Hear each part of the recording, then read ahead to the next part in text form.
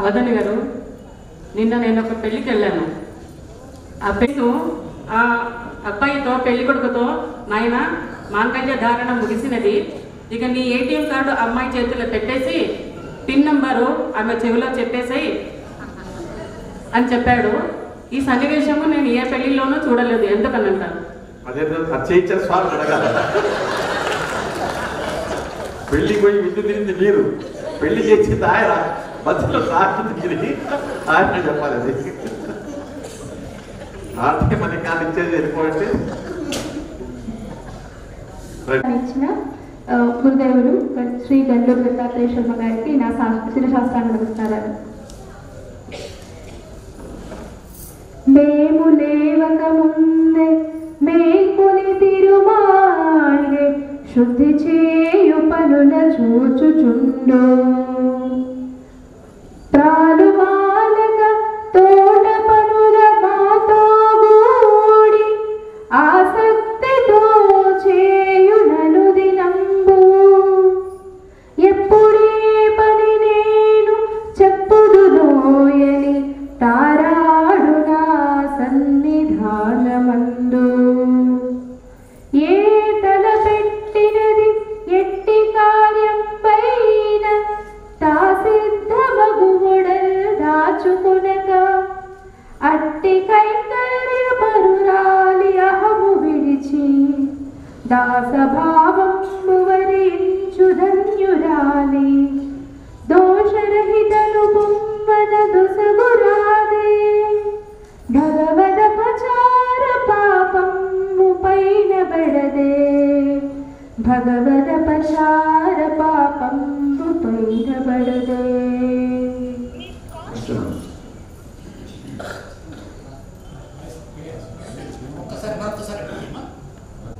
అంటే భగవంతుని యొక్క అపచారం చేయడం వల్ల, భగవంతుని పట్ల అపచారం వ్యవహరించడం వల్ల పాపం లభిస్తుంది.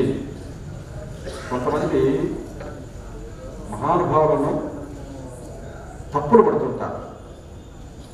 ఇప్పుడు నేను ఒకటి ఉదాహరణ, మా జీవితంలో జరిగిన ఒక సంఘటన. కంచి పరమాచార్య చంద్రశేఖరేంద్ర సరస్వతి స్వామి వారికి వారి జన్మదినోత్సవ సందర్భంలో ఒక పూల కిరీటం అంతా అలంకరించి ఆయన శిరస్సు మీద పెట్టి పాదపూజ చేశారు. అది టీవీలో ప్రసారమైంది, వార్తల్లో. ఆయన అక్కడ ఉన్న నేను నమస్కారం పెట్టుకున్నాను. మరుసటి దినం ఏదో ఈ ప్రస్తావన చేస్తే బడిలో ఒక ఉపాధ్యాయుడు సన్యాసుని పూల కిరీటం ఎందుకండి అని అన్నాడు. నేను మాత్రం ఉపచారం చూసిన పక్కకు వచ్చేసాను.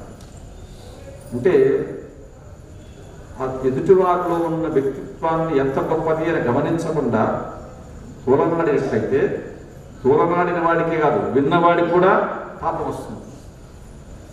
భారతీ తీర్థస్వామి వారు నరసరావుపేట వెళ్ళినప్పుడు వాళ్ళ ఊరది, ఆయన చిన్ననాటి స్నేహితుడు ఒకటి వచ్చినాడు. చిన్ననాటి స్నేహితుడు పక్కన కూర్చున్నారు, దూరంగా కూర్చొని మాట్లాడుతున్నారు. మధ్యలో స్వామివారు వస్తున్నారు, వాళ్ళు తీర్థం వేస్తున్నారు. ఆయన చెబుతున్న వింటున్నారు, ఒక్కోసారి వినడం లేదు, మొహం పక్క తిప్పుకొని తీర్థం వేస్తున్నారు. ఆయన మిత్రుడు గమనించి, నేను చెబుతున్నది మీరు సగం వింటున్నారో సగం వినడం లేదు, మీకు వినాలని అనిపించడం లేదా అన్నాడు. అలా కాదు, నీవెవరి గురించి అయినా మంచిగా మాట్లాడుతుంటే నేను వింటున్నాను, అది అందువల్ల నీకు పుణ్యం నాకు పుణ్యం. నీవెవరి గురించి అయినా అబద్ధాలు మాట్లాడుతుంటే, అంటే అనవసరమైన వ్యర్థ ప్రసంగం చేస్తూ ఉంటే అది వినడం వల్ల నీకు పాపం నాకు పాపం. కాబట్టి నేను నీవు చేసేటువంటి చెడు ప్రసంగానికి దూరంగా ఉంటున్నాను, నీవు చేసే మంచి ప్రసంగాన్ని చెబుతున్నాను అన్నారు అని చెప్పారు. కాబట్టి మనం జీవితంలో గుర్తుపెట్టుకోవాల్సినది భగవద్ అపచారం అనేది పాపహేతువు అని చెప్తూ పద్యంలో ఉన్నది. ఇక్కడ ఇది విప్రనారాయణ జీవితంలో విప్రనారాయణుడు మహా భగవద్భక్తులు, అంటే ఆళ్వారులలో శ్రీ వైష్ణవులు గురువులుగా పాటించే పండిద్దరు, అంటే 12 మంది ఆళ్వారులలో విప్రనారాయణుడు కూడా ఒకడు. ఆ విప్రనారాయణ యొక్క నిష్ఠా గరిష్ఠత్వాన్ని నేను నేలపాలు చేస్తాను అని పాడు చేసేస్తాను అని చెప్పి దేవదేవి అనే ఒక ఆయన ఆశ్రమంలో ప్రవేశిస్తుంది. ఆమె బాలకం చూసి విప్రనారాయణతో పాటు ఉన్నటువంటి శిష్యవర్గము ఈమెను మొదటి ఆశ్రమం నుంచి తరమేలా ఈ ఆశ్రమాన్ని పాడు చేస్తుంది అని చెప్తారు. అప్పుడు ఆయన విప్రనాడు అంటున్నాడు వాళ్ళతో అది మనకంటే ముందుగా నిద్ర వేస్తోంది. సూర్యోదయాన్ని నిద్రలేచి శుచిస్నాత అయి వచ్చి కూర్చొని ఆ మొత్తం ఆశ్రమ ప్రాంతం అంతా కసులు వస్తుంది, కల్లాట జరుగుతుంది, పూజకు కావాల్సినటువంటి పూజా ప్రచారాన్ని సేకరించి తెచ్చిపెడుతోంది. అంతేకాకుండా భక్తి ప్రపత్తులతో కావాల్సినటువంటి సేవలు చేస్తోంది. ఇలాంటి వ్యక్తిని అంటే భగవద్భక్తితో సేవ చేసే వ్యక్తిని మనము తప్పుబట్టి ఆశ్రమం నుంచి వెళ్ళిపోమంటే అపచారం కదా, అది నేను ఎలా పొమ్మనేది అని అంటాడు. ఇది ఆ పద్యంలో ఉన్నటువంటి సారాంశం. ముఖ్యంగా భగవత్ సేవ చేసేటప్పుడు ఎవరు చేస్తున్నారు, ఎలా చేస్తున్నారు కూడా గమనించమనేటువంటి హెచ్చరిక ఇందులో ఉన్నది. ఎందుకంటే మహాభక్తులుగా కనిపిస్తారు. నేను ఒకసారి అక్కడ అమ్మవారి గారు కూర్చొని 500 రూపాయల నోటు 2 తడిసినాయి పొరపాటున ఆ బయట అక్కడ పెట్టాను. బండ మీద ఎండ వచ్చింది, బండ మీద పెట్టాను కాసేపు ఆడతాయి. పాతపేట నుంచి ఒక ఆవిడ వచ్చింది, అమ్మవారు నమస్కారం పెట్టుకుంది. సార్ నేనే పట్టుకుంటున్నాను, నా పట్ల ఏదో చదువుకుంటున్నాను. ఆమె కాసేపు కూర్చొని వెళ్ళిపోతూ ఈ 500 రూపాయల నోటు 2 తీసుకుని వెళ్ళిపోతాను. నేను ఎందుకు చూస్తున్నాను, వెళ్ళిపోయిన తర్వాత ఇట్లా చూశాను, చూసి 4 రూపాయలు నోటు కనపడలే. అమ్మాని పిలిచాను, నీకు ఇక్కడ 500 రూపాయలు ఉన్నాయంటే అవి ఉన్న సమయం బట్టి ఎవరు పడేసుకున్నారని తీసుకున్నాను. నేను తల్లి దగ్గర పెట్టాను. ఇట్లా మహాభక్తులు కూడా ఉంటారు కాబట్టి అంటే నేను జరిగిన సంగతి చెప్తున్నాను. కాబట్టి భగవద్ అపచారం అయితే చేయరాదు మనం. కానీ ఆ వస్తున్న వాళ్ళు ఎవరు, ఎలాంటి వాళ్ళు ఒక దృష్టి పెట్టుకొని ఉండాలని శిష్యుల అభిప్రాయం. వాళ్ళు ఎలాంటి వాళ్ళైనా పాపపుణ్యములు వాళ్ళే అనుభవిస్తారు. భగవంతుని యొక్క ఉపచారం చేసే వాళ్ళని అపచారం చేయకూడదని విపరనారాయణ యొక్క సిద్ధాంతం. అది 12 సూత్రాలు. కానీ ప్రస్తుత పరిస్థితులలో ఆ సూత్రాలను పక్కన పడేసి సూత్రాలను కుదించి కొత్త సూత్రాలు కనిపెట్టారు. జిఎస్టీ ఇస్తారేమో. దాంట్లో 0 నుంచి అంటే 6 నుంచి పెడతాము. 6 అంకెల జీతం అంటే 1,00,000 రూపాయలు. 5 పల్లెల్లో అయితే 5 ఎకరాల పొలము, లేదా పట్టణంలో అయితే 5 సెంట్ల భూమి కావాలంటున్నారు అమ్మాయిలు. 4 అంటే 4 వీలర్ బండి అంటే 4 చక్రాల బండి అంటే కారే కావాలి, తోపుడు బండి కాదు. 3 3 బెడ్రూమ్ ఫ్లాట్ కావాలి ఖచ్చితంగా. అందులోనూ 2 ఇంట్లో ఇద్దరే ఉండాలి, భార్య భర్త మాత్రమే ఉండాలి, ఇంకెవరు ఉండకూడదు, రాకూడదు. ఇంట్లో భార్య ఇద్దరే ఉండాలంటే 3 బెడ్రూమ్ అదే ఎందుకు? సంతానం అయితే ఒక్కరే ఉండాలి, ఇంట్లోకి ఎవరు రాకూడదు. అలాంటప్పుడు ఇద్దరే ఉండేవాడు సింగిల్ బెడ్రూమ్ సరిపోతుంది కదా. మరి 3 బెడ్రూమ్ ఫ్లాట్ ఎందుకు? అంటే ఈమెది ఒక పార్టీ, వాళ్ళు ఒక పార్టీ, ఇద్దరిది కలిసి ఒక పార్టీ. 3 బెడ్రూమ్.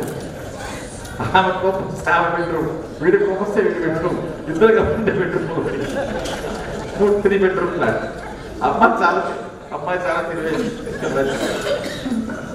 అంటే వాళ్ళ కోరిక. దత్తాత్రేయ స్వామి యొక్క అనుగ్రహం వల్ల అందరూ వచ్చినటువంటి ప్రేక్షకులు శ్రోతలందరూ కూడా ఆయురాగ్య ఐశ్వర్యం పొందాలనేటువంటి ప్రార్థన. రైట్. రెండవ పదం ప్రారంభం. మా విషయం. మాపై నీ అన్న నీ మా విషయం. మాపై నీ అని కదా. రైట్.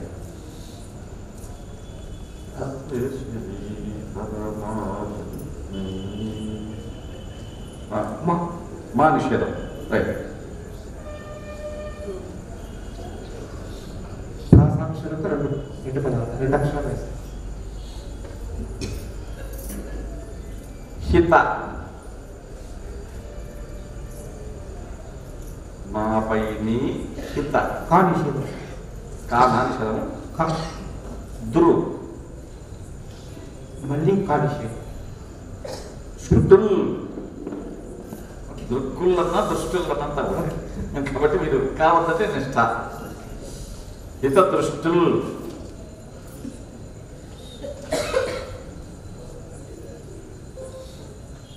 నిషేధించండి. చెప్పండి. ప.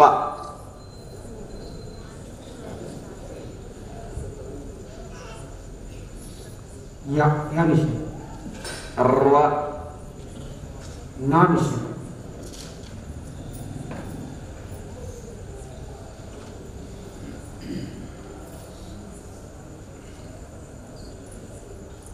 ఆదాని గారు చూ ఇందా చూ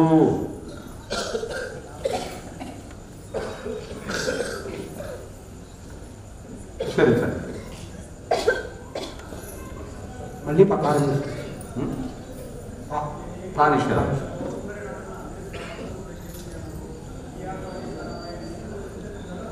చి హిత దృష్టులు పర్వజూచి యతిస్తారు.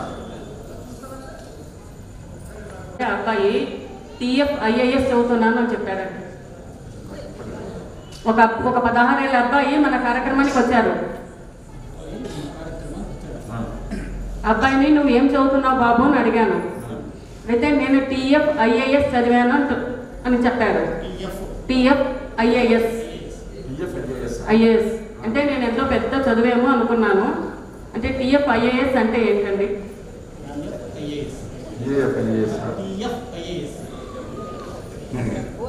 అంటే ఇంగ్లీష్ ఆంగ్ల పండితులు కూడా ఉన్నారు కదా అది. టిఫిన్ సెంటర్ పెట్టుకున్నాడేమో. 10th failed in all subjects అంటారు. 10th failed in all subjects all subjects వెళ్ళిరావా అని టీఎఫ్ ఐఏఎస్ అని పెట్టుకొని నేమ్ ప్లేట్ రాయించుకున్నారు ఇంట్లో.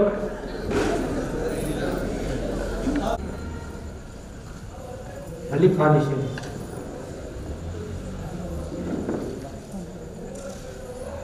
కొడుతుంది.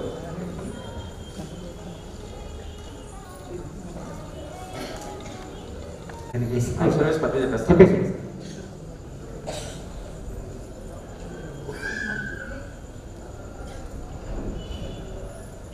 స అన్నాడు 3-4 పదాలు. సమ్మతితో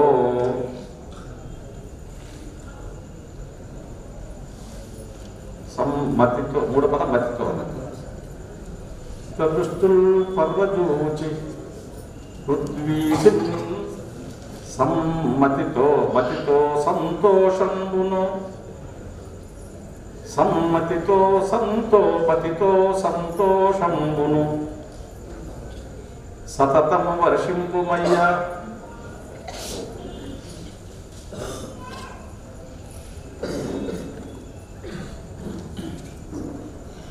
సతతో సమ్మతితో సంతోషంబును సతతం వర్షింపమయ్య సర్వే సద్గురువర్య సమ్మతితో సంతోషంబును సతతం వర్షింపుమయ్య సద్గురువర్య. నిషిద్ధాశయని సమస్య దత్తపతి సమస్య నిర్మల సమయపాలన పొందల స్వర్ణ విభూషణ భూషితాంగులై స్మేర ముఖేందు బింబలై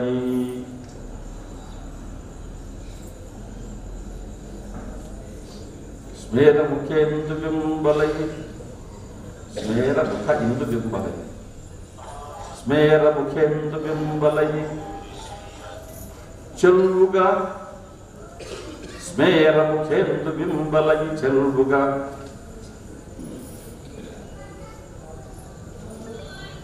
పెండిలి వేళలందు స్మేరముచెందు బింబలై చెల్లుక పెండిలి వేళలందు సంచారము చేయుచుందురు. 3 పదం సంచారం చారము వస్తుంది. సంచారము చేయుచుందురు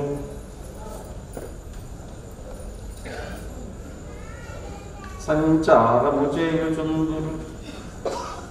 అలా సంచారము చేయుచుందురు కచ్చానకు స్మేర ముఖ్యందు బింబులై చెల్లుగా పెండిలి వేళలందు సంచారము చేయుచుందురు.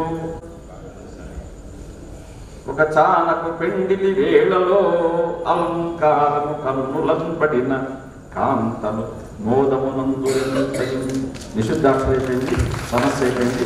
గొప్పది వాదేవా వారే వారిజలోచనల్ మగువునం వర్తిల్లుచున్నారు.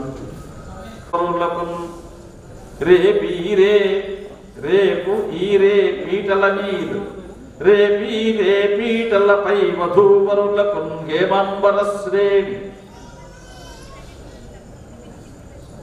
వారే వారజలోచనలు మనువునం వర్తిల్లుచున్నారు రే వీరే పీటలపై వధూవరులకు హేమంబర శ్రేణి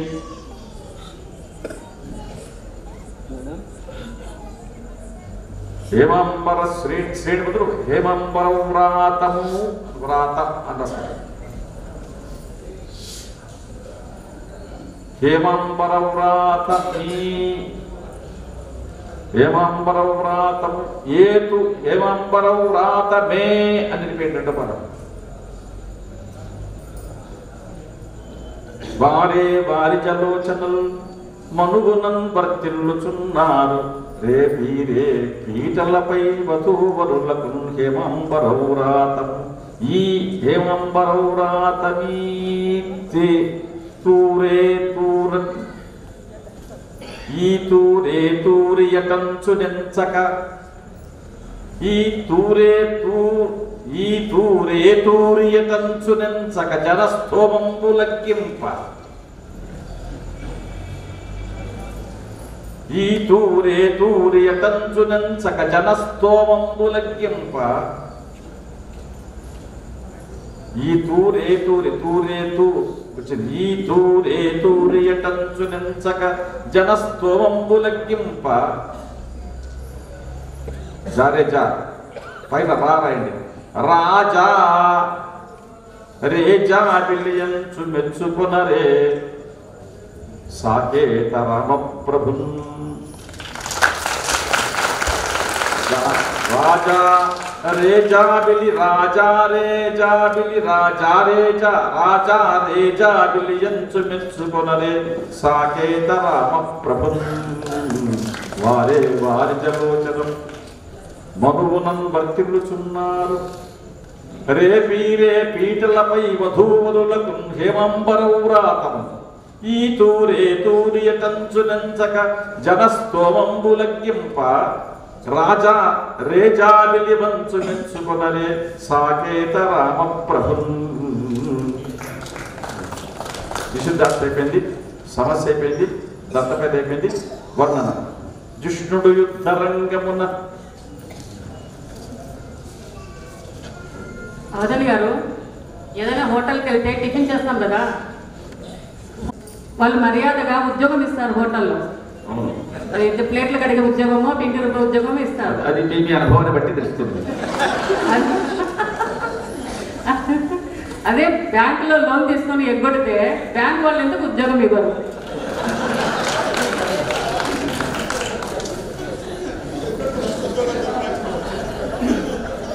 ఒక పూట క్యాషియర్ ఉద్యోగం అన్నా ఇవ్వరండి.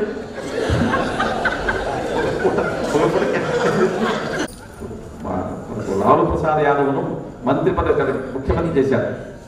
ముఖ్యమంత్రి పదవి కట్టబెడితే ఆయన అడ్డమైన గడ్డి తిన్నాడు. ఇక్కడ బ్యాంకులు కూడా వీడిని కూర్చోబెడితే అడ్డమైన గడ్డి తింటాడని హోటల్లోనే తినట్లేదని ఇక్కడ ఈవెంట్ ఉద్యోగం ఇవ్వడం లేదు. కేవల కృష్ణుని చూచి రామ కృష్ణుని చూచి దైన్యమున కేవల ధర్మ విగూఢుడై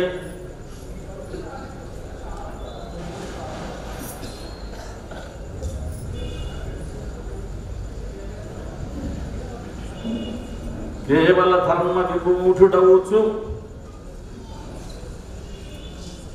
కృష్ణును చూచి దైన్యమున కేవల ధర్మ విమూఢుడవుచు వర్ధిష్ణుని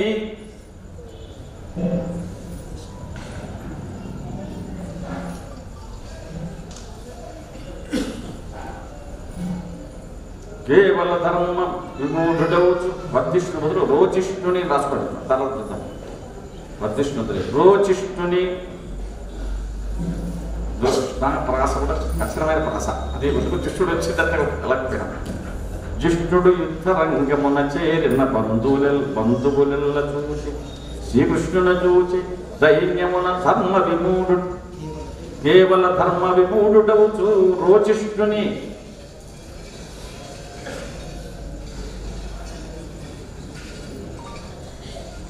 రోచిష్ణుని చేయగా తగిన చేతను గుర్చి వచింపుమన్నా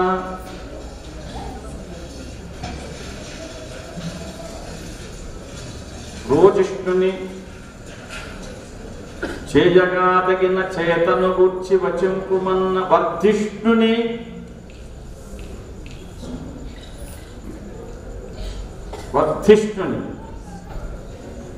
ఉద్ధరించ హరి వర్ధిష్ణుని ఉద్ధరించ హరి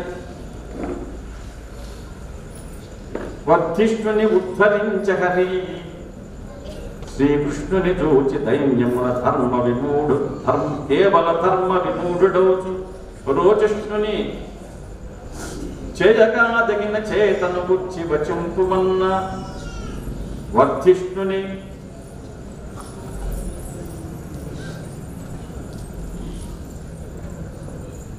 మేలు కోరి వివరించను వర్ధిష్ణుని మేలు కోరి వివరించను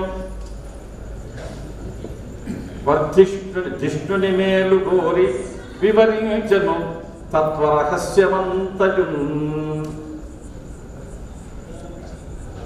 జిష్ణుడు యుద్ధరంగమున చేరిన బంధుల నెల్ల చూచి శ్రీకృష్ణుని చూచి దైన్యమున కేవల ధర్మ విమూఢుడవుచు రోజిష్ణుని చేయగా తగిన చేతనకు శివచింపుమన్న వర్ధిష్ణుని మేలు కోరి వివరించను తత్వ రహస్యవంతయున్.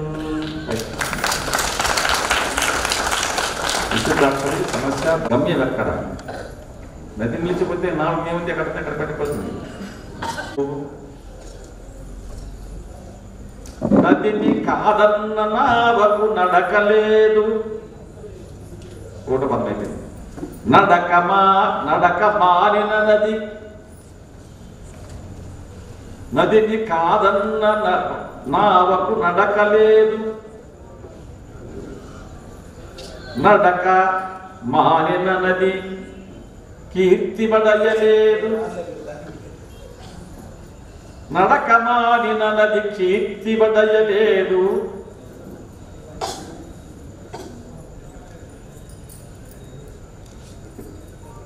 ప్రజకు వినియోగపడని ఆ బ్రతుకే ప్రజకు వినియోగపడని ఆ బ్రతుకే ప్రజకు వినియోగపడని ఆ బ్రతుకే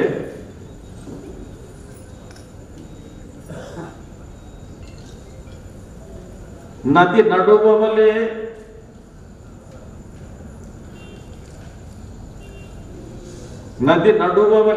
నావయు నడువవలయు. నది ఆగిపోతే నావకు గమ్యం ఎక్కడ అన్నారు. ఒకటి, నది భగవత్ స్వరూపం. పరమేశ్వరుని యొక్క అష్టమూర్తులలో అంటే పరమేశ్వరుడు 8 రూపాల్లో మనకు ప్రకృతిలో కనిపిస్తాడు అన్నారు.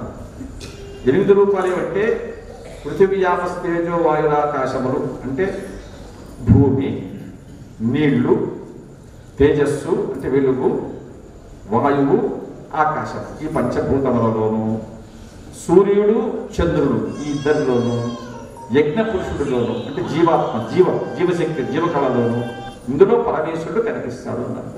అంటే ఈ పరమేశ్వరుని ఆ అష్టమూర్తులలో జలం ఒకటి కానీ పడవ కాదు. ఈ పరమేశ్వరుని యొక్క శక్తిని ఆశ్రయించుకుని ఉన్నది పడవ. ఈ పరమేశ్వర శక్తి ఆగిపోతే పడవకు గమ్యం అనేది ఏమి లేదు ఇంకా. కాబట్టి ఎప్పటికీ కానీ ప్రజకు ఉపయోగపడకుండా పడవ ఆగిపోయినా, ప్రజకు ఉపయోగపడకుండా నది ఆగిపోయినా ఆ బ్రతుకు కాదు. నది నడవలసిందే, పడవ నడవలసిందే అని చెప్పారు.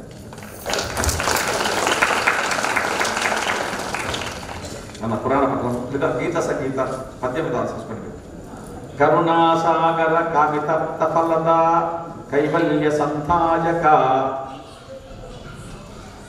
2 పదాలు చెప్పాను మీకు. ఓకే, కైవల్య సంతాయక సురరాజాది సమస్త దేవ పరిషత్ స్తుత్య ప్రభావ భవ అని కూడా చెప్పారు.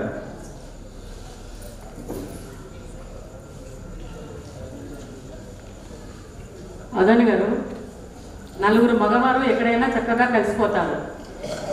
మరి ఆడవారైతే కలిసిపోరని అంటారు, కానీ అలా కలవకపోతే ఈ పునస్కార్యము ఈ విధంగా 3 రోజులు బ్రహ్మాండంగా జరుగుతుంది కదా. మరి ఎందుకు ఆ నానుడి వచ్చింది? మగవారైతే మగవారైతే 4 కలిసిపోతారు ఎలా ఉన్నా కూడా. మహిళలు అయితే అంత తొందరగా కలవరు, చుట్లు 4 కుప్పలు కలవమంటారు కదా, ఎందుకు? అది మీరే చెప్పాలి. నలుగురు మగవాళ్ళ సంగతి ఏమిటంటే నేను చెప్తా కానీ మీరెందుకు కలిసారో మీరు చెప్పాలి. అలా కలవకపోతే ఉదయం నుంచి సాయంత్రం వరకు ఈ కార్యక్రమము ఇంత బృహత్కారంగా జరుగుతుందా? ముఖ్యంగా ఇంతమంది అయినా ప్రశాంతంగా వచ్చినారు, మీరు ఉండిస్తారు కాబట్టి ఉండాల్సిందే తప్పదు. అక్కడ సురరాజాది సమస్త దేవ పరిషత్ స్తుత్య ప్రభావా భవా అని చెప్పేశాను.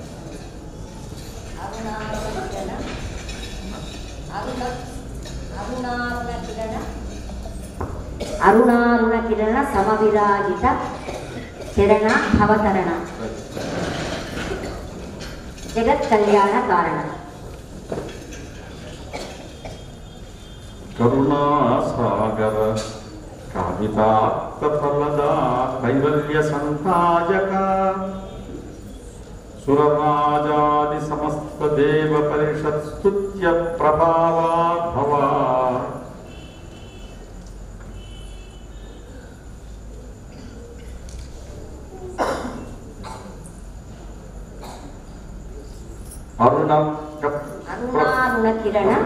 అరుణార్క ప్రభవించు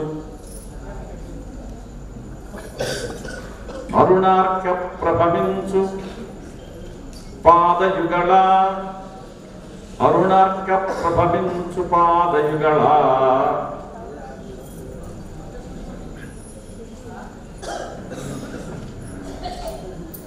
అరుణార్క ప్రభవించు పాదయుగళ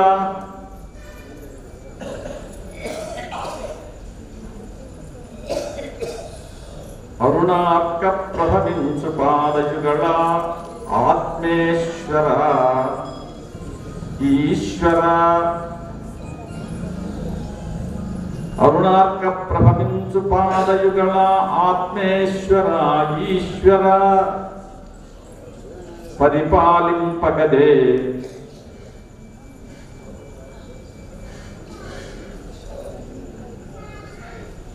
పరిపాలింపగదేనం శుభకర వాత్సల్య రత్నాకర పరిపాలింపగదేనం శుభకర వాత్సల్య రత్నాకర అరుణర్క ప్రభవించు పాదయుగళ ఆత్మేశ్వర ఈశ్వర. ఆత్మేశ్వర శ్రీధర అనించుకోలేదు, వాడు ఈశ్వర అంటే ఈశ్వరుడు అనుకుంటాను కదా, శ్రీధర ఆత్మేశ్వర శ్రీధర పరిపాలింపగదేనం శుభకర పరిపాలింపగదేనం శుభకర వాత్సల్య రత్నాకర. అయితే వాత్సల్య రత్నాకర వాత్సల్య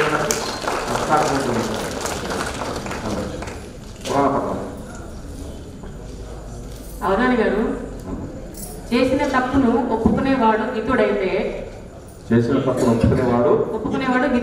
హితుడు అయితే చెయ్యని తప్పుని కూడా ఒప్పేసుకునేవాడెవరు?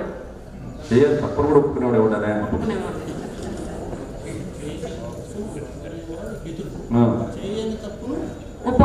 ఒప్పేసుకునేవాడు. ధనముగాక సర్వోపగతుడవు చక్రి బంధించెడు బలమున్నదే భక్తి బలముగాక సర్వభోక్తను నీరజాతాక్షు తనియించు ఫలమున్నదే భక్తి ఫలముగాక సర్వజ్ఞుడైన కేశవుని మెప్పించెడు విద్యయున్నదే భక్తి విద్యగాక సర్వవరదుడైన శౌరిది సన్నిధి చేర్చు పథముగలదే భక్తి పథముగాక కానలితడు భక్తి కలవార పరగతి కాని పరల కక్కు మక్కునే పౌరులారా. భగవంతుడి పట్ల మన దృక్పథం ఎలా ఉండాలి అనేది ఈ పద్యంలో వివరిస్తున్నారు. ఇది శ్రీకృష్ణుని తులలో పెట్టి సూచన సందర్భంలో నతి శ్రీధర మాపై హిత దృష్టుల్ పర్వచేచి నతి శ్రీధర మాపై హిత దృష్టుల్ పర్వచూచి పృథ్వీధిన్ సమ్మతితో సంతోషంబును సతతము వర్షింపుమయ్య సద్గురువర్యా. ప్రతి అక్షరాన్ని కాదనుకుంటే కూడా ఒక అక్షరం పేర్చుకుంటూ వారు చాలా చోట్ల నాకు అడ్డు తగిలారు. అది గమనించుకుని నేను తప్పుకున్నాను. ముఖ్యంగా పృథ్వీధి అన్నప్పుడు పృథ్వీ అంటానే ధీ నిషేధించితే బీచి అని వారే కనుక్కున్నారు. ఓహో నాకు తవ్వుతున్నాడని ఇట్లా పక్కకి వెళ్ళిపోయాను. చాలా చోట్ల నన్ను అంటే నేను పెడుతున్న భావ ధోరణి వాళ్ళు అందుకున్నారు. అయినా మాకు 2-3 దారులు పెట్టుకొని కానీ ముందుకు పోలేదు. ఒకసారి నేను చదువుకున్న తిరుపతి ఓరియంటల్ కాలేజీలో నేను అష్టావధానం చేస్తున్నాను. నాకు చదువు చెప్పిన గురువులంతా పుచ్చకులు. ఉప్పుస్వామి పిళ్ళే అని ఆయన అప్రసాయం చేస్తున్నాడు. నిషిద్ధాక్షరిగా ప్రారంభం చేశాను. రఘునాథాచార్యులని ఆయన సంస్థలో లెక్చరరు, ఆయన అవధాని, ఆయన నిషిద్ధాక్షరి పృచ్చకుడు. గౌరిపెత్తి రమణసింహశరం గారు సభాధ్యక్ష స్థానంలో ఉన్నారు. ఏదో అని ప్రారంభించాడు. అని ప్రారంభిస్తానంటే అప్రసంలో ఉన్నాడంటే అదేమిటి అది అంటాడు అన్నాడు. అయిపోయింది నువ్వేం చేస్తావు అన్నాడు తమాషగా. అంటే నేను ఇది చెప్పే అవకాశం లేదు. కాదు అను అన్నాడు. ఎయ్యడల వారిజ నేత్రుడెయ్యడల స్వర్ణ విభూషణ భూషితాంగులై స్వేరముఖేందు బింబలై చెల్వుగా పెండిలి వేళలందు సంచారము చేయుచుందురు ఒక చానకు పెండిలి వేళలో అలంకారము కన్నులం పడిన కాంతలు సంతస మందిరెంతయున్. ఆ పెళ్లిళ్ల సందర్భాల్లో ఆడవాళ్ళు మంచి పట్టు పీతాంబరాలు కట్టుకొని ఉన్న సొమ్ములన్నీ అలంకరించుకొని అటు ఇటు హడావిడి మనువునన్ వర్తిల్లుచున్నారు వారే వారి జలోచనల్ మనువునన్ వర్తిల్లుచున్నారు. రే పీటలపై వధూవరులకు హేమాంబరౌరాతం వారే వారి జలోచనల్ మనువునన్ మనువునన్ను వర్తిల్లుచున్నారు. రే పీటలపై వధూవరులకు హేమంబరౌరాతం ఈ తూరియటంచు నెంచక జనౌరాతంబులంగింప జనౌరాతంబు హర్షింప అగ్గింప హర్షింప ఒకటి జనౌరాతంబులంగింప రాజా రేజా బిలిమంచు మెచ్చుకొనరే సాకేత రామ ప్రభు. సీతారాముల వివాహములో సీతాదేవి యొక్క చెలికెత్తలు పరిచారకులు అటు కొత్తగా తిరుగుతున్నారు. వారే వారి జలోచనలు వారేవా అని మనం వచ్చింది. అర్థం మాత్రం మారిపోయింది. వారి జలోచనలు మనువునం పెన్నింట్లు చూస్తున్నారు. మరి తిరుగుచున్నారు అటు ఇటు పారాడుతున్నారు. రెండవది పీరేపీ ఉంది కదా, రేపు ఈరే పీటలపై వధూవరులకు పీటలపై పీరేపీ వచ్చింది. అర్థం మారిపోయింది. ఏం మారిపోయింది? రేపు రేపు తెల్లవారుతోనే ఈరే పీటలపై వధూవరులకు హేమంబరపురాతం మంచి పట్టుబట్టలు రేపు పొద్దున్నే వాళ్ళ పీటల మీద కూర్చుంటానే వధూవరులకు చదివిస్తాను. అది హేమంబరపురాతం. ఆ బట్టలు ఇచ్చిన తర్వాత ఆ రాముడిని చూచినటువంటి ఆ అంతఃపుర కాంతలు ఈ తూరియటం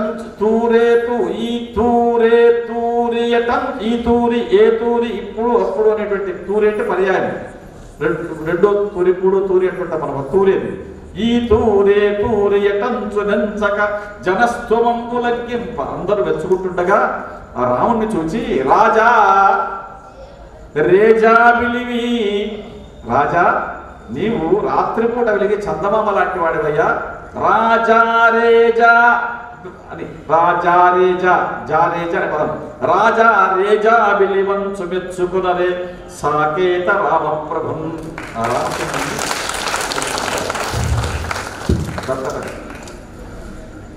జిష్ణుడు యుద్ధరంగమున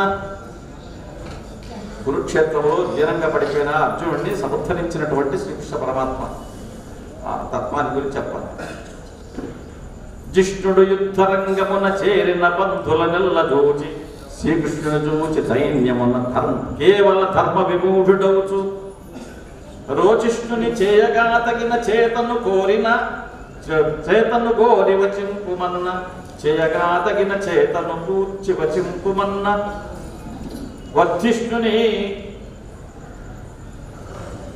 చేయగా తగిన చేతను కూర్చి వచింపుమన్న వర్ధిష్ణుని మేలు గోరి వివరించను ధర్మ తత్వ రహస్యమంతయున్.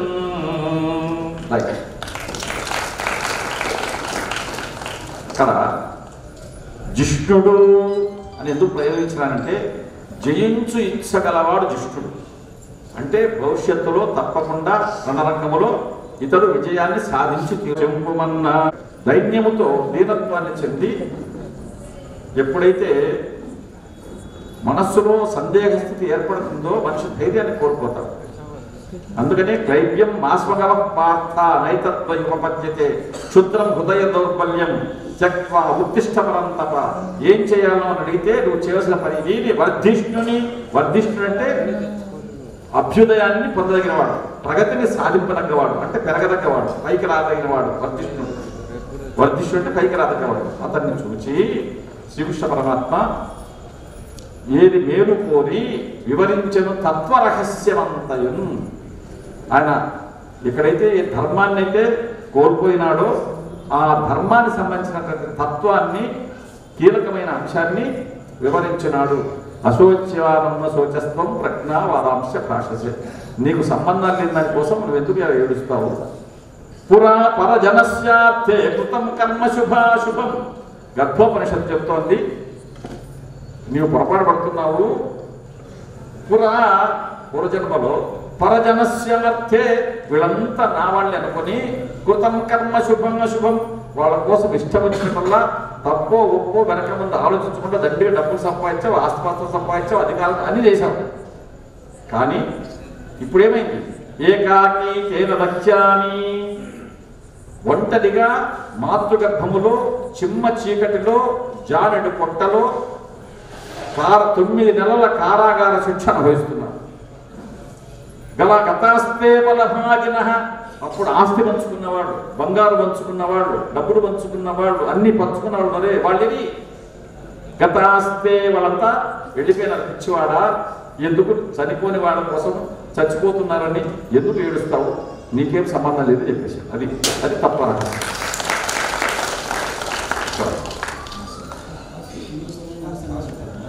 సంధాయకాసురరాజాది సమస్త దేవ పరిషత్య ప్రభావ భవ అరుణార్క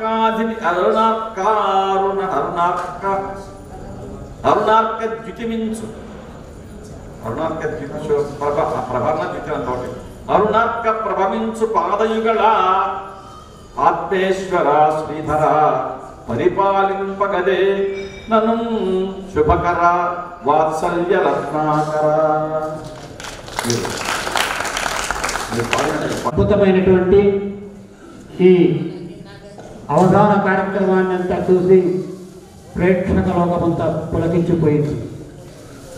ఇప్పుడు మరి విను సమయం కాకుండా తిను సమయం ఆసన్నమైంది కాబట్టి ఇప్పుడు సన్మాన కార్యక్రమాన్ని ఏర్పాటు చేస్తాం.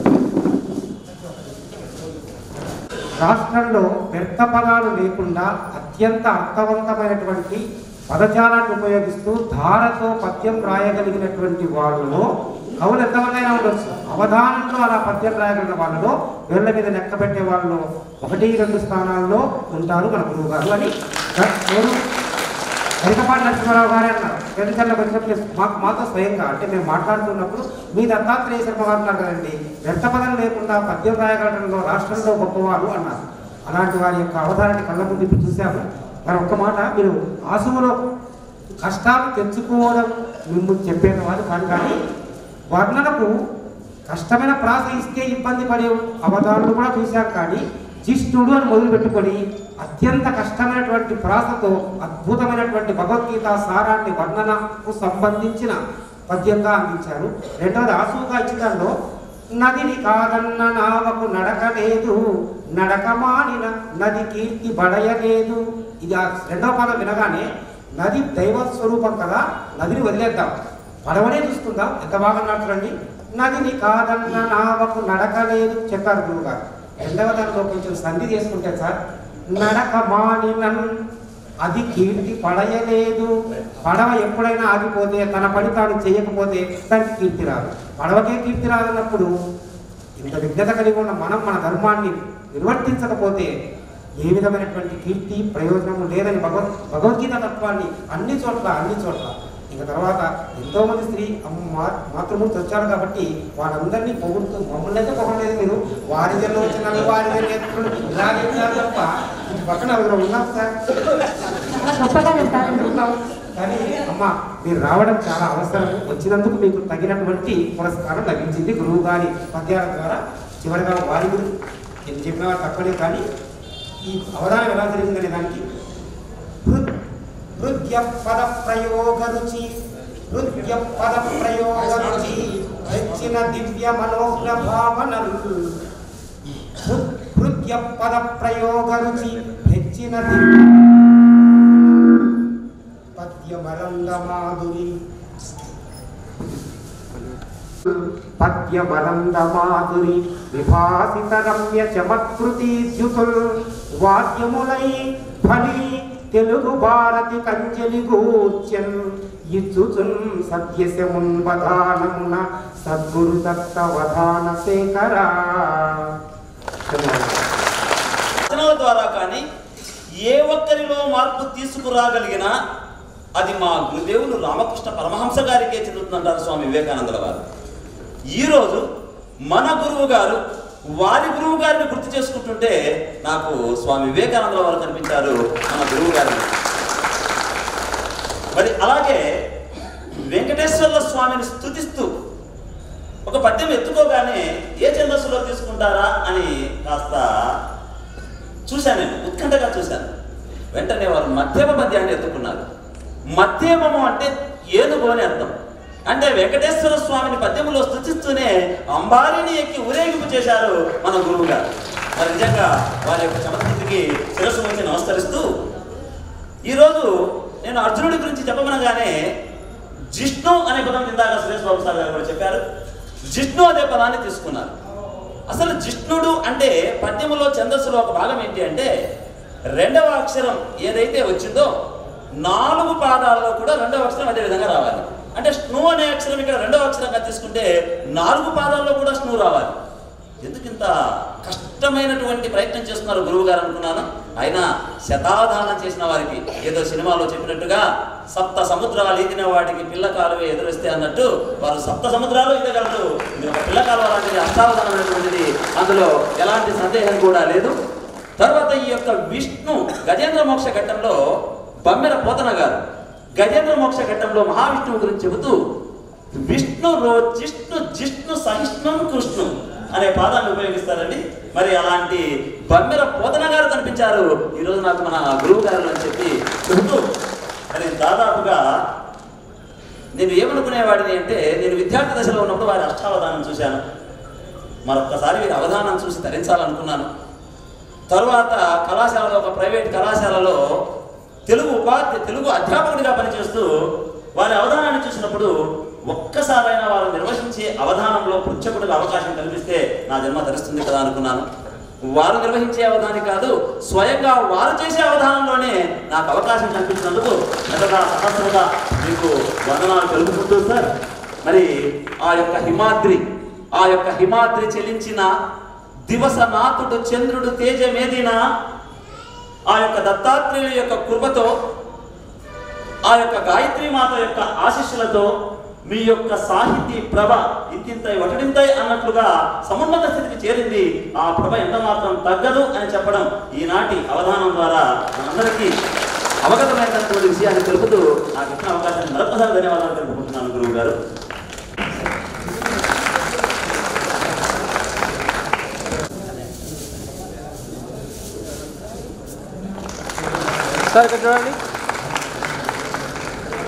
కర్నూలు జిల్లాకు చెందిన గౌరవ పదవులు ఉన్నటువంటి ఒక పార్టీ నాయకుడిగా, తర్వాత వచ్చేసి సాటి బ్రాహ్మణుడిగా, కర్నూలు జిల్లా కృష్ణగిరి మండలం అంకదాడ గ్రామ పంచాయతీ మాజీ విఆర్ఓగా మరియు ప్రజెంట్ ప్రైవేట్ సర్వేర్గా, ఒక రచయితగా, డోర్ బ్రాహ్మణ సంఘ వేద గాయత్రి బ్రాహ్మణ సంఘ ఉపాధ్యక్షుడిగా మాకు 1977-75 సంవత్సరంలో 6వ తరగతి 7వ తరగతిలో విద్యను తెలుగు పండితుడిగా విద్య నేర్పించినటువంటి మా గురువుగారు గడ్డూరు దత్తాత్రేయ శర్మ గారు ఈ విధమైనటువంటి అత్యున్నత స్థాయిలో ఒక అష్టావధాని పదవిలో ఒక అష్టావధాన స్థాయిలో చంద్రబాబు నాటి ఎత్తు ఎదిగినందుకు ఈ అవకాశం ఈ దత్తాత్రేయ జయంతి సందర్భంగా ఒక గురువుగారిని సన్మానించే అవకాశం నాకు కలిగినందుకు మనసా వాచ ఆ శ్రీరామచంద్రుడిని వేడుకుంటూ ప్రార్థిస్తూ జై శ్రీరామ్ జై శ్రీరామ్ జై శ్రీరామ్. నేను 7వ తరగతిలో ఉన్నప్పుడు సార్ గారి అవధానం చూశాను. అష్టావధానం అంటే ఏంటో తెలిసినది. ఈ సంవత్సరము నాకు ఆయన అవధానంలో పుస్తక పాత్ర నాకు ఇచ్చారు. అవకాశాన్ని నేను కూడా అందిపుచ్చాను.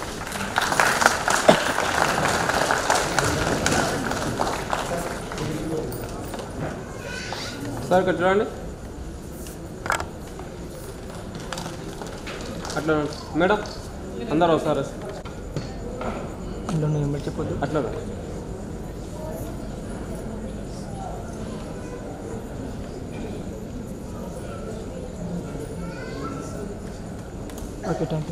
Okay sir. కూడా చాలా చురుకుగా పాల్గొంటూ ఉన్నారు. ఇక్కడ కూడా దత్తాత్రేయ శర్మ గారు అందుబాటులో లేనప్పుడు చక్కటి సత్సంగం కూడా నిర్వహిస్తూ ఉంటారు. మరి వారికి గాయత్రి పీఠం తరపున దుశ్యాలువాతోనూ పూలమాలతోనూ ఫల తాంబూలంతోనూ వారికి చిరు సత్కారం జరుగుతున్నది. మీ యొక్క అందరి కరతాళ ధ్వనుల మధ్య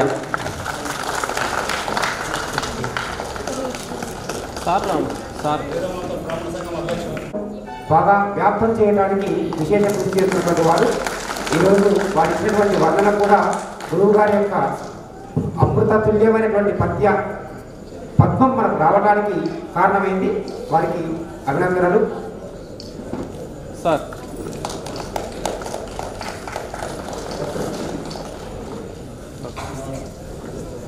నోట్లో పెట్టుకున్న వారు అందువల్ల ఆ రక్తంలో కలిసిపోయిన హృదయంలో ఉండిపోయిన ఆంధ్రం ఈరోజు ఉపాదించింది.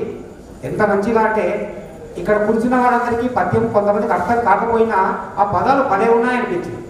వారేవా వీరేమి అంటూ అందరికీ ఉత్సాహాన్ని కలిగించిన పదాలను అంతకంటే మహోత్సాహంతో అలా విరిచేసి ఒక అద్భుతమైనటువంటి అర్థాన్ని సాధించినటువంటి అవధాని గారి సమక్షంలో పుత్రోత్సాహము తండ్రికి పుత్రుడు జన్మించినప్పుడే పుత్రుడు జనుల పుత్రుడు కొనిపోగలగా అనేటువంటి దానికి నిదర్శనంగా ఈరోజు జరుగుతుంది. విద్వద్వరేణ్యులు శ్రీ గండూరి దత్తాత్రేయ శర్మ గారి ద్వారా ఒక అద్భుతమైనటువంటి సన్మానాన్ని అవధానంలో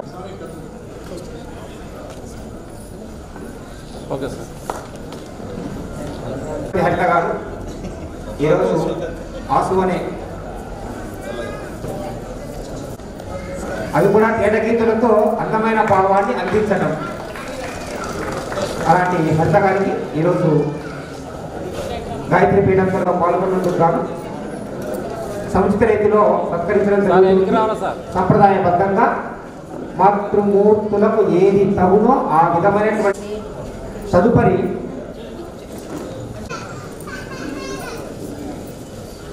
పురాణ పట్టణంలో మనకు అందించి గురువు గారి ద్వారా మంచి తత్వోపదేశాన్ని మనకు అందించడానికి మానస గారికి ధన్యవాదాలు తెలుపుకుంటూ గాయత్రి పీఠం తరపున గురువు గారి చేత గురువు గారి సమక్షంలో సన్మాన కార్యక్రమం.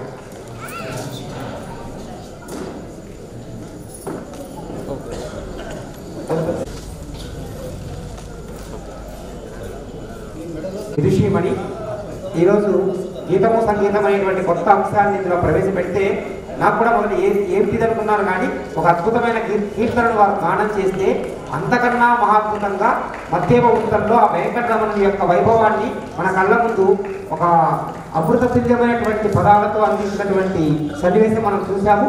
అలాంటి స్థితిని మనకు కలిగించినటువంటి అనురాధమ్మ గారికి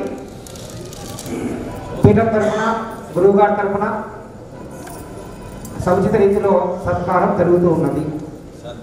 విధంగా ఆలోచింపజేసే విధంగా చక్కటి ప్రశ్నలతో ఈరోజు మనందరి పారమార్థిక విషయాలు కూడా మన గురువు గారి ద్వారా తెలుసుకోవడం జరిగింది. ఎత్ర నార్యంతు పూజ్యంతు రమంతే తత్ర దేవత అంటారు పెద్దలు. ఎక్కడైతే స్త్రీలు గౌరవింపబడతారో అక్కడ దేవతలు సంచరిస్తూ ఉంటారంటారు. మరి ఇక్కడ మన గాయత్రి పీఠం నందు నిరంతరం స్త్రీలు గౌరవింపబడుతూనే ఉంటారు. అందుకే ఒక పవిత్రమైనటువంటి స్థలంగా మనం ఖచ్చితంగా భావించవచ్చు అని చెప్పి ఈనాటి కార్యక్రమం ద్వారా కూడా మనకు తెలుస్తున్నది. ఒకసారి గట్టిగా చెప్పట్ల ద్వారా వారి యొక్క అలాంటి కార్యక్రమాలు ఏది ఏమైనా ఎలాంటి పరిస్థితులు ఏర్పడినా మన గాయత్రి పీఠం నందు ప్రతి దత్తాత్రేయ స్వామి జయంతి నాడు 3 రోజుల పాటు ఇటువైపు ఉదయం అంతా కూడా హోమాలు, యజ్ఞాలు, పూజలతో, సాయంత్రం అంతా కూడా చక్కటి సాంస్కృతిక కార్యక్రమాలతోన అలరించడం నిజంగా మన డోన్ ప్రజలందరూ కూడా చేసుకున్నటువంటి అదృష్టంగా భావించాలి. చాలా చోట్ల డోన్ లాంటి అనేక పట్టణాల్లో కూడా ఇలాంటి అవకాశము దాదాపుగా రాదు. కానీ మనకు అలాంటి అవకాశం ఇచ్చినటువంటి వారికి మనం నిజంగా ఎన్ని నమస్కారాలు చెప్పినా, ఎన్ని కృతజ్ఞతలు చెప్పినా తక్కువే అవుతుందని చెప్పి సందర్భంగా చెప్పుకోవచ్చు. నాగరాజు గారికి వారు వచ్చారు, కానీ అక్కడ మేము తగినటువంటి అవకాశము, సమయం ఇవ్వలేకపోయినా కొద్దిసేపు మాట్లాడినారు. ఈరోజు అధ్యక్షుడిగా ప్రారంభం చేస్తూ అవధానం యొక్క పరిణామ క్రమాన్ని అద్భుతంగా వివరిస్తూ తెలుగు భాష సౌందర్యాన్ని కళ్ళకు కట్టినట్లుగా చెవులకు ఇంపైన రీతిలో పద్యాలను అలా అలా అలా పాడుతూ వారు వివరిస్తూ ఉంటే ఎంత బాగుందో కదా. ఇది కదా అధ్యక్షుడు చేయవలసి. అఖండ సత్పతిని తృప్తిని కూర్చి ఉన్నట్టి ఆప్తులకు పూర్తి కృతజ్ఞతాంజలు సంతోషంపు నిండారగను. ఇక్కడ అధ్యక్షులుగా వచ్చినటువంటి వారికి, అలాగే ముఖ్యంగా పాల్గొన్నటువంటి వైదుష్య కలవారి పండితులకు, అలాగే వచ్చినటువంటి ప్రేక్షకులకు ఈ సమస్తమైన కార్యక్రమాన్ని దిగ్విజయంగా జరగడానికి ఆర్థిక పరమైనటువంటి చేయూత అందించినటువంటి మాధవరెడ్డి కుటుంబములకు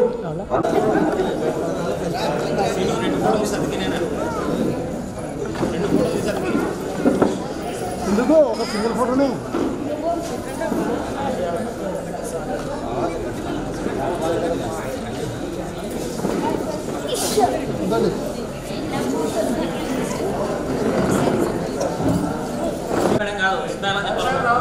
ఓకే ఓకే మేడం.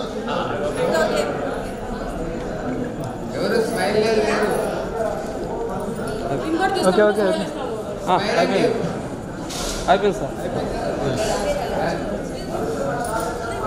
మనస్సు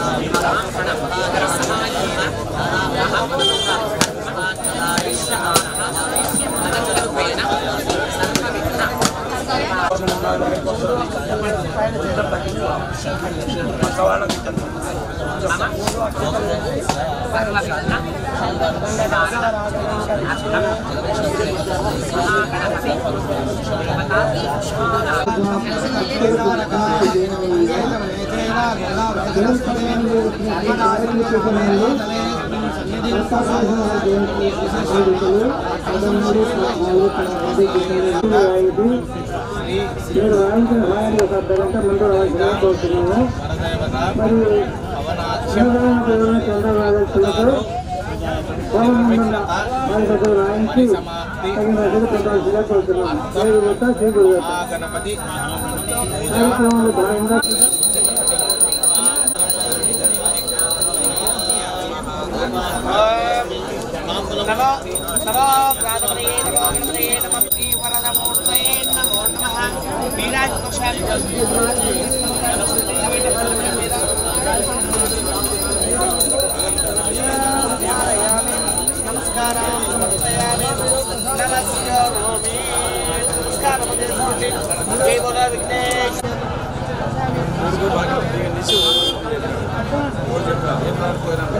వారి జయంతి ఉత్సవాలు 12-13లో పాల్గొనదలిచిన వారు హోమం ముందున్న వారి దగ్గర మీ పేర్లు నమోదు చేయించుకొని మీరు వాయించిన సమయానికి ఒక అర్ధగంట ముందుగా వచ్చి పాల్గొనవలసిగా కోరుతున్నాం. మరియు ఎవరైనా అన్నదానకు సహాయపడదలిచిందో హోమం ముందున్న వారి దగ్గర మీరు రసీదు రాయించుకొని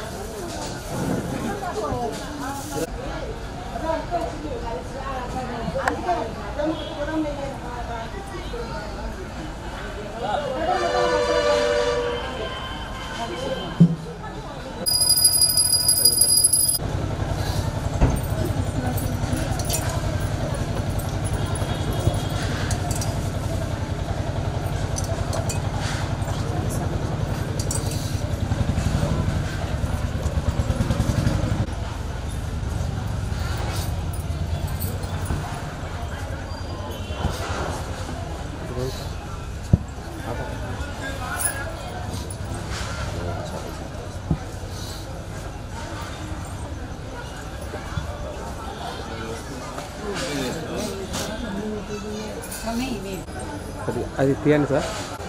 ఈ పక్క రండి సార్, ఆ పక్కనే అట్లా ఉండండి సార్. ఒక నిమిషం చెప్పండి. ఉండండి ఒక్క నిమిషం sir sir sir okay thank you.